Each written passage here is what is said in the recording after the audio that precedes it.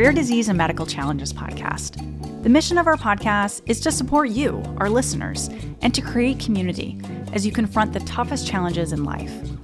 All of us will experience health hardships. The real question is, how do we adapt? That's the focus of It Happened to Me. We help you overcome limitations and live a full and satisfying life. Drawing on their own health challenges, hosts Kathy Gillenhorn and Beth Glassman interview guests who share stories and research to help you succeed in the face of difficult health obstacles. It happened to me. I'm not alone, and neither are you.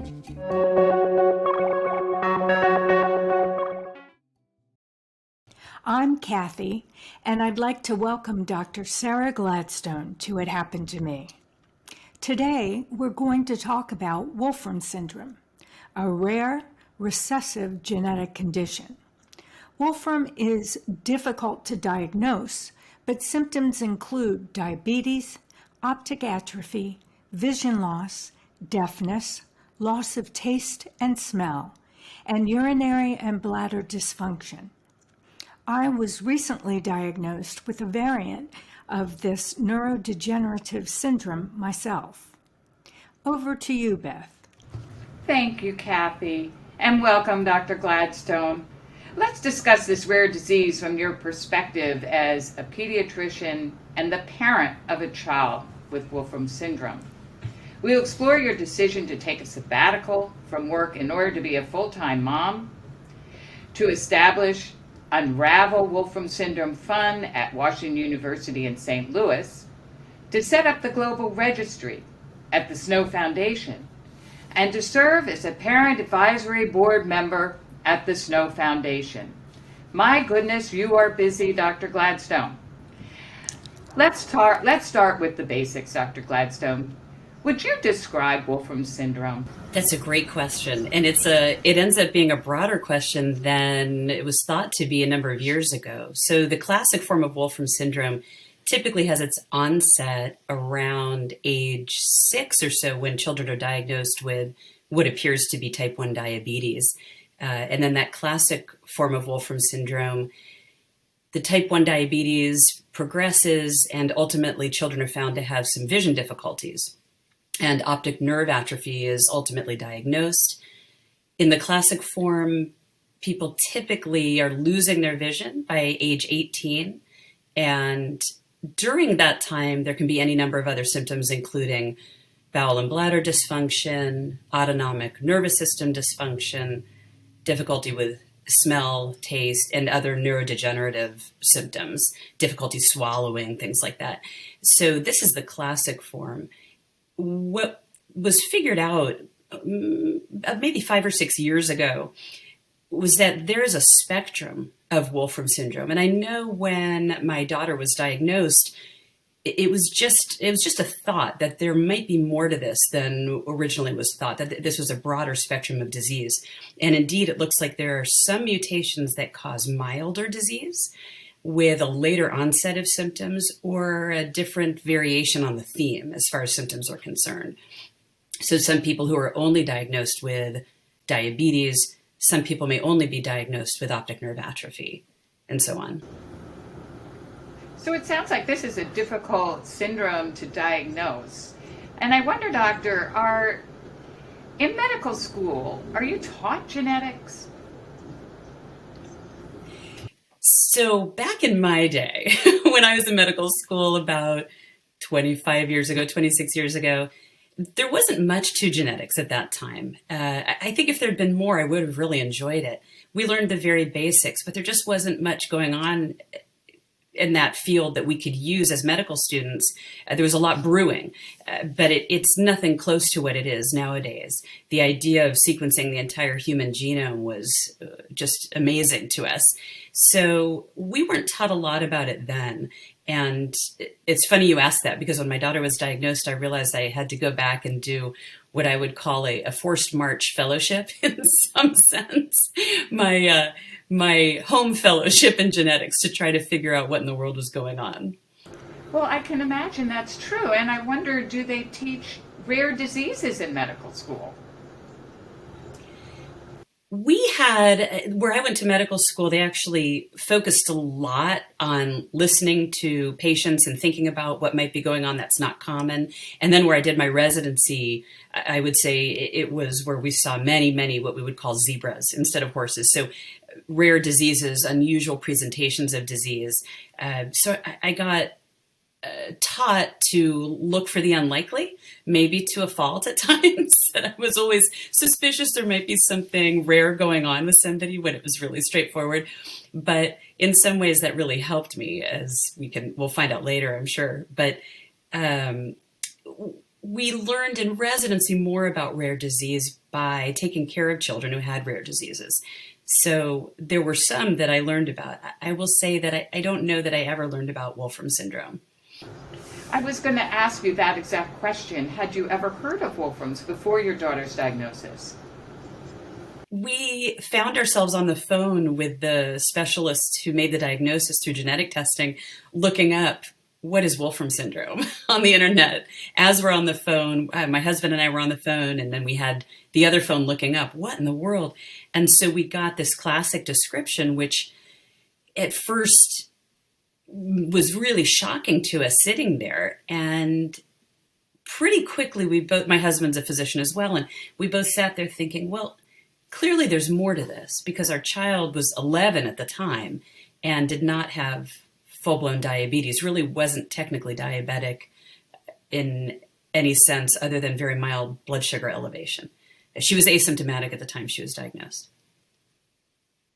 Very interesting. Dr. Gladstone, can you take us on your Wolfram journey? When your daughter was diagnosed, what were her symptoms? So she really had none. I'll back up just a little bit. A year and a half before that, when she was 9, we figured out she had some mildly elevated blood sugars by accident in my office. We'd done a urine sample. I suspected she had a UTI, and we found trace sugar in the urine, and we see that all the time in pediatrics. But I thought, well, we're here. We'll go ahead and do a finger stick. And her blood sugar was elevated, about 180. And I thought, well, that's odd. And the next morning we did a fasting blood sugar that was diagnostic of diabetes. It was 130 something, and 126 is the upper limit of normal. So I thought, well, that's really strange. She had no symptoms, and we assumed, well, she's a type 1 diabetic that we picked up on by accident. But then we did the rest of the blood work, and she had no antibodies, pancreatic antibodies. There's a panel that you can send. She was making lots of insulin at the time that the blood work was done, which just doesn't go along with type 1. And she really didn't fit the typical appearance of somebody with type 2 diabetes or the typical history. So pretty quickly, when that blood work came back, we realized there was something different going on. And I reached out to a lot of friends in the medical world to say, what do you think? And I ended up contacting a group in Chicago at the University of Chicago, the Kovler Diabetes Center. And they were fantastic and helped me sift through what could be causing it. We pretty quickly thought, well, this could be some form of genetic diabetes, or it could be a really rare presentation of a type 1 diabetic. I'll fast forward through all of that. That was a long year and a half, but they ended up having a grant to do genetic testing, and they sent off a panel. And when Ellen had just turned 11, we were given the diagnosis of Wolfram syndrome. So when you got the grant for genetic testing, were they testing for genetic diabetes or for rare diseases? It was sort of what we call a shotgun approach, where they did a panel looking for all different types of genetic defects that can cause or mutations that can cause diabetes. So it was just a way to look at what could be going on based on what we knew from a genetic standpoint in the general population. And is there any family history of Wolfram? So that's where it gets really odd. My mother's side of the family has an extensive history of some form of diabetes that looks like it's probably type 2, but it's not classic. But this mutation came from my father's side. And there is no history on my father's side of Wolfram syndrome or diabetes or optic nerve atrophy or any of this. Huh. Well, I thought that both parents had to be carrying in order for it to pass down. That's right. So my husband, he carries the other mutation, and his family has no history at all either of, well, now we start to wonder about some really subtle things, but no history of diabetes, no history of optic nerve atrophy. So we each carry a single mutation, and apparently in the family, anybody prior to us carried a single mutation. Well, in many ways, you're very lucky that they were able to come up with the diagnosis of Wolfram, because that's in many ways a medical mystery. Exactly. And to have her be asymptomatic, she was on a self-imposed low-carb diet at the time. She didn't want needles, terrified of needles, and wanted to just manage blood sugars with a low-carb diet. And we would check a couple blood sugars a week, and we left it at that. But I had stopped work about 5 weeks before we got the diagnosis. And that's right, it was before we got the diagnosis, because I knew something was going on, obviously, with our daughter. And my husband had recently been diagnosed with true celiac disease. And the medical care at home and the medical mysteries were making me a little overworked. So Well, this I'll sounds like a take break. good role for a genetic counselor. So I assume you and your husband went to a genetic counselor after this diagnosis. You know, we didn't, because the two are actually unrelated. Celiac disease is not wholly, well, we assume it's genetic to some degree, but it's genetic in the spectrum of autoimmune disease. And we know one of my husband's parents has some autoimmune issues, so we knew where that came from. We blamed him when we first thought my daughter had regular diabetes, because type 1 diabetes and celiac disease can go hand in hand.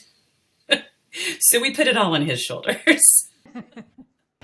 So you get this diagnosis of Wolfram from your daughter, and I wonder how both you and your husband cope with this news.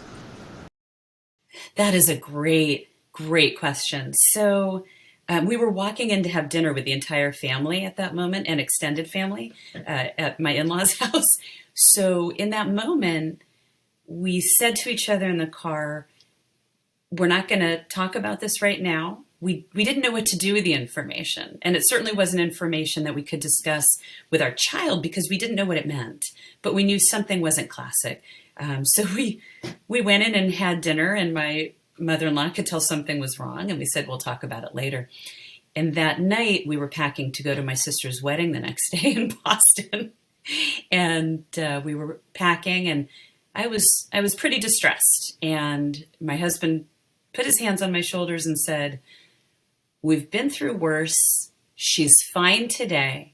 She'll be fine tomorrow, and she'll probably be just fine next week. And we're going to figure out the rest of it. I think that might be verbatim what he said. And when he said we've been through worse, just as an aside, our first baby was born at full term, but died at the time of delivery. And so that was 18 and a half years ago. But when he said we've been through worse, I would say I agree with that.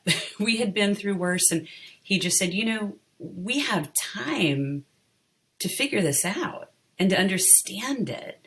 And I said, yeah, we do. This isn't a sudden, it's all over. This is, well, here's the first day of the rest of your lives, so let's go. So Dr. Gladstone, I really have a great deal of empathy for what you're going through. I'll share with you that my daughter was diagnosed with an autoimmune disease at a very early age. And going through this process with your child, it's a difficult one. And so I have great compassion for what you're doing. And I wonder, I felt some guilt. I wonder if you could comment on that. Having passed on, I know we pass on great things to our children, but having a child that is ill, I did feel that, and I wonder if you felt the same. That's a really good question. I don't know that I would ever say I have felt guilt about the mutation itself. In some ways, because my mutation is a mild one, and the combination of my husband's and mine together creates a relatively mild form of Wolfram syndrome compared to others. In some ways, we feel grateful that what we passed on was a milder form. I think also, and I've told my children this a lot, but for us, having lost our first baby at full term at the hospital and not going home with that baby, for our subsequent children, in some ways we just said to ourselves, we just want to get one home. And so we even talked a little bit about, well, what if our child had a genetic disease or any problems? We said, well, we'd cope with that. So in some ways, this came to pass. I mean, it did come to pass, and we just said, well, we were all in. All we really wanted was to be able to take our child home, and we'd figure out the rest as we went. And we've told our kids along those lines, they fulfilled all of our hopes and dreams when they got home from the hospital. So that takes the pressure off of them. They have nothing else they have to achieve. And I think that set them up for a life of feeling like, okay, all right, so now it's my turn to live my life. I'm not doing this for my parents. So all in all, I think it made a low guilt situation for us that, yeah, she's got these 2 mutations, but there were never any promises that she wouldn't. No one ever promised us great health for any of us or our kids. So that might also be what made us kind of jump in and say, well, okay, now it's our turn to fix it. I don't know that I felt I had a guilt responsibility to fix it, but more that if I had the ability, I'd better do it. What a beautiful, beautiful perspective that is on. Wonderful message. It took some growing into. I won't say that hit us overnight. It took years for us to really, really understand that. But yeah, that's kind of where we are. But I'd like to jump in on your fix-it notion, because I know that's very much who you are. And you and your family established the Unravel Wolfram Fund at Washington University. Tell us how and why you created the fund and the mission of the fund. The first thing we really thought about when we jumped into this, well, one was understanding the disease, because there was very little literature about it. And so that was a tough project. But then it was to figure out who was working on fixing it and raise money to raise funds. And I didn't know anything about any of it, so we had to jump in all of the areas at once. I met with a good friend of ours here in Kansas City, whose children go to school with my children, and he works at at a major research institute here in Kansas City. When he found out about the diagnosis, he suggested we get together and talk.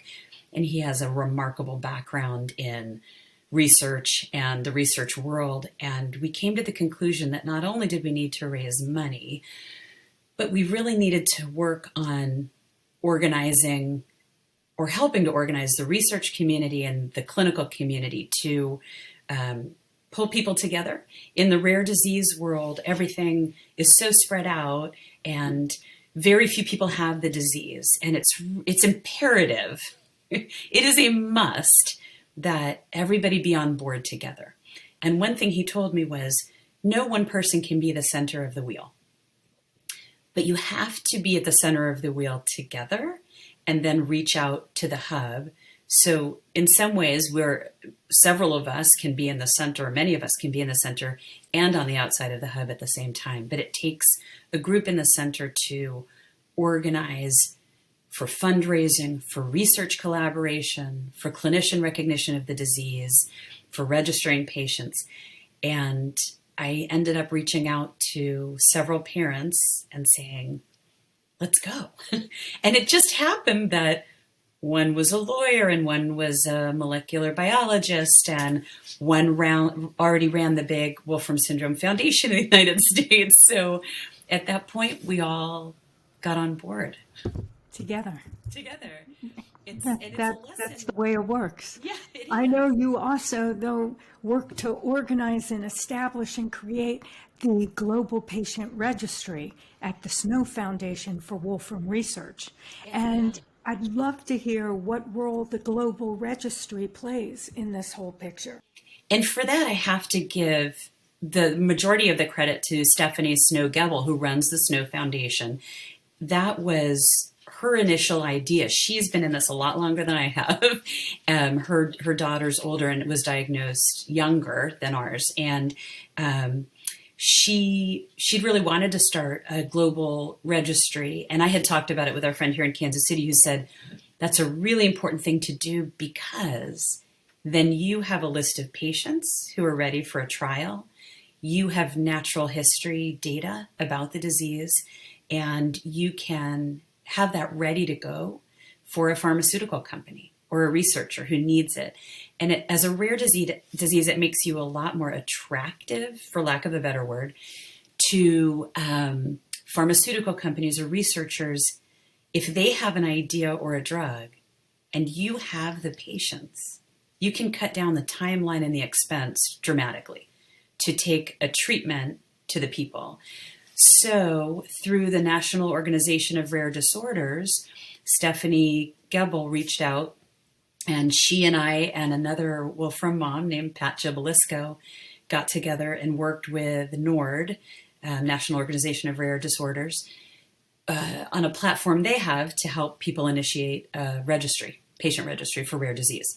And that was a process in itself, but we worked hard, and What's the difference between that global patient registry and the registry that researchers run themselves? That's a great question. So this registry belongs both to our patients and to the Snow Foundation in terms of we maintain the privacy, we maintain the platform with National Organization of Rare Disorders, and with patients' consent when they sign on, we can use that data privately without patients being identified in any way for a pharmaceutical company to better understand the disease and help get a treatment to the people with the disease. We are also able to invite people to be part of a trial if they agree at the start of the registry when they sign on. And they can change this at any time, but if they say they'd like to be part of a trial, if it comes up, then we notify them. So we have a ready-made notification system. Because we are parents who have children with the disease, we're pretty well enmeshed in the community internationally. Again, for lack of a better word, but we know what's going on. We have families reaching out to us. We are reaching out to families. Clinicians are reaching out to us, and we are reaching out to clinicians. So in some ways, we're at the center of one of these wheels. It allows us to bring in patients from all over the world and those who may not be in touch with a researcher. So how many patients are there in the Global Patient Registry? Right now, we've had, I believe, 85 have signed on, and we're working to get that in the hundreds. It's slow going at first. So we reach out through email, through social media. There are very specific platforms that we are able to use because everything has to be regulated. But we're also able to reach out through clinicians and researchers to tell them the registry exists, and then they can share that with their patients. One of our problems has been getting the registry translated into other languages. That should be available this spring. So that will allow us to reach out to far more countries. Very, very, very great work. Tell us about your role, speaking of the Snow Foundation, as a parent advisor at the Snow Foundation. So that was something that Stephanie had asked if I'd be interested in, and I said absolutely. And it's really, it's a position where I help families who are in need of information, whether it's about possible treatment options or what have I experienced, or if a child is in the hospital and they need help advising what treatments are known to likely be safe versus things that might not be safe.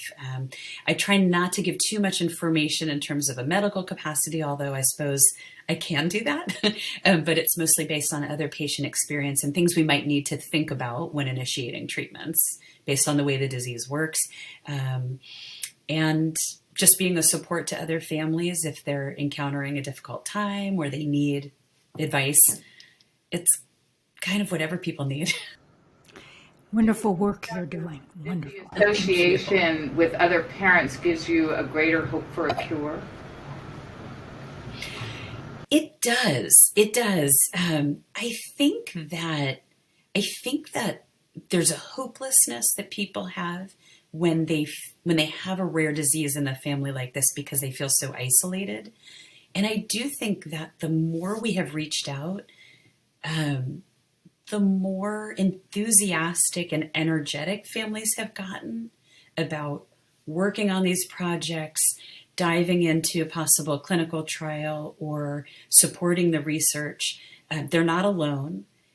And the impossible is possible. I mean, it really, really is. When we got the phone call 6 years ago, we were told there's no treatment. And there wasn't. It was just symptomatic for the diabetes, and there's no treatment. One of the other moms, who also runs a rare disease foundation, she's a molecular biologist, and I reached out to her, and we talked about potential treatments in the literature that are easy access at our fingertips, really. And just serendipitously, after emailing about a couple of options, I stumbled across a company in Cambridge, Massachusetts, very close to where I grew up, that was working with a similar drug. And I reached out to them for toxicity data.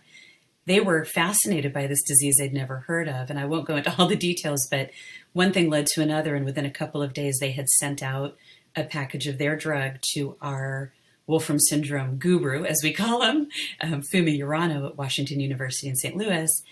And he initiated the preclinical data to find out if this drug would work for Wolfram syndrome. It does, and so the drug should go to trial for Wolfram syndrome any minute now.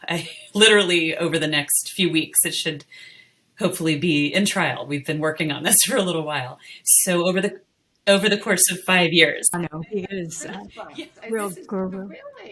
Just thrilling. What wonderful news. And it was really serendipitous. It's one of our favorite words, is serendipity, because these guys who run this company, they're young, they're enthusiastic, they were so willing to help. Dr. Urano, so willing to help. Our fund, the Unravel Wolfram Syndrome Fund, goes directly to Dr. Urano's lab to fund the preclinical data, because it's not cheap to get the preclinical data, unfortunately. But he really dedicated lab space to doing that. And it got more and more exciting as we found it looks like it's working, it looks like it helps. And so up until the time that we can get a gene therapy for the disease, we can help slow progression. So your story about this trial really highlights how bringing attention to a rare disease is crucial, because you stumbled upon a lab that was doing research into a drug. You got that drug to Washington University, and I'm wondering what other ways you can use to bring attention to this rare disease to really help as you're I would imagine the Global Registry is another. What other ways can you bring attention to a rare disease? And this is a great example. Your question brings up a great example of how working as a community or as a bunch of people around the conference table is so important. So different parents, different Wolfram syndrome parents have come up with really great ideas. We have a mom in the UK who came up with the idea of a Wolfram Syndrome Global Awareness Day, which is October 1st. So we had our second annual Global Awareness Day this past October. And for that, at this point, we've been sharing information through social media. On our public radio station, I placed a spot on the day to go several times a day. We sent out emails to clinicians about the disease to raise awareness. We put pop-ups on all of our different websites to let people know about Global Awareness Day. And so it just makes more and more people aware. clinicians aware, researchers aware, and raises support and fundraising for the research. We meet with Wolfram Syndrome researchers as a group from time to time so that we have different groups working on different projects and not doing what we call in medicine reinventing the wheel. If one group is working effectively on one aspect of treatment, we don't want all of them working on the same thing. Not to be selfish or anything, but if one of them is working well on that, we would love for another group to work on gene therapy or a type of gene therapy. So we try to get everyone together to work on different ways of both collaborating and building on each other's research, but also not duplicating to the best of our ability. And these ideas have come from all different parents who are in all different lines of work. A father in Norway had some of these ideas and really is helpful in getting these researchers together. He's working with them pretty frequently. Stephanie from the Snow Foundation does this. There's a Wolfram mom in France. All over the world, we have parents who get together at our virtual conference table, and we talk about what do we need to do to better our chances of rapid progression to a treatment and to support our patients. I mean, I guess that goes without saying. That hasn't been as much my role, but supporting our patient population and emotionally and physically when possible as a community. So getting back to your daughter, she was diagnosed, I believe, at 9. How old is she now? So she was diagnosed with some kind of diabetes, in quotes, at 9, and then Wolfram syndrome at 11, and she's 17. She's 17. And how is she doing now? She's great. So we definitely cope. She copes with diabetes on a daily basis. But with Wolfram syndrome, people still have some pancreatic function. So some days her pancreas is more diabetic than others. And today is one of those days. I'm looking right now at her blood sugar tracing, and it's low because apparently the beta cells are functioning today. And she's not needing as much insulin as she did yesterday. So it's very up and down. But she's got a really good sense of humor about it and calls it the diabetes platinum plus, with lots of other things thrown in. But she's really coping well with it. I think as a teenager with a rare disease in the middle of a pandemic, the last couple of years have been challenging. But this kid has learned to be an unbelievable self-advocate, meeting with teachers when necessary, just doing whatever it takes to take care of herself and get things done that need to be done. And she just got accepted to college 2 weeks ago. Congratulations. Where's she going? Early decision to Bard, which has been her dream since 8th grade. Oh, that's thrilling. So exciting. Congratulations. Thank Now, you. what's her prognosis? Is there one with such a rare disease? Yeah. So we don't know 100%. Right now we're going based on the rate of progression so far. And I will say that we've used some basic treatments to try to slow progression based on what we know about the disease and what's available in the research. One of the drugs is a type 2 diabetes drug that's FDA approved, and a couple of supplements that aren't proven they're not proven at this point, but look helpful and not hurtful. So we have used some treatments, but progression has been very slow. Her vision is still intact with little to no progression of optic nerve atrophy so far. So that's great. So if we can continue to slow this down with the new drug going into trial and with gene therapy very much on the horizon, and that's a whole nother story, but that's in the works. Prognosis is really good for her, really good. That, living a full life should be very much on the horizon. There are some learning difficulties that can go along with Wolfram syndrome, some attentional difficulty, things like that. But she manages that really well and has really learned to evaluate herself and how she needs to cope with some of those things. So, and is now really interested in neuroscience. So. That's exciting. It sounds like she has the inner strength that you have. And, you've really raised her well. And she did that her way, not so much the puzzle solver, I guess, that I am, but more self-contemplating. What do I need? And how can I make it happen? So she's done a really, really good job of that. That's wonderful. And is there any advice you'd recommend to our listeners today? Yeah, I would say you are not alone. You're not alone. I've met parents with children who have a disease that's 1 in 50 in the world, 1 in 20 in the world known. Even if one's child's disease is so rare that there are no other known people nearby, there are people who can understand the basic disease mechanism and help. And it's really about bringing people to the conference table. You don't have to know the answers for yourself. This is a lesson I learned from my grandfather. You bring the people to the conference table to get the job done. And you may not know much of anything about it. But if you have email and if you're willing to reach out, you'd be surprised how many people will answer. Oh, Dr. Gladstone, thank you so much for being here today and for highlighting the reason we named this podcast, It Happened to Me, I'm Not Alone, and Neither Are You. It's exactly that, to make people feel that they're not alone, because we are all a community. And that's the point that we do hope to make.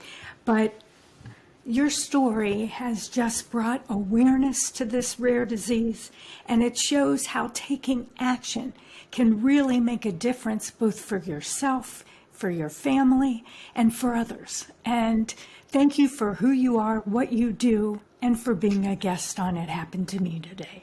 Thank you. Thank you for having me.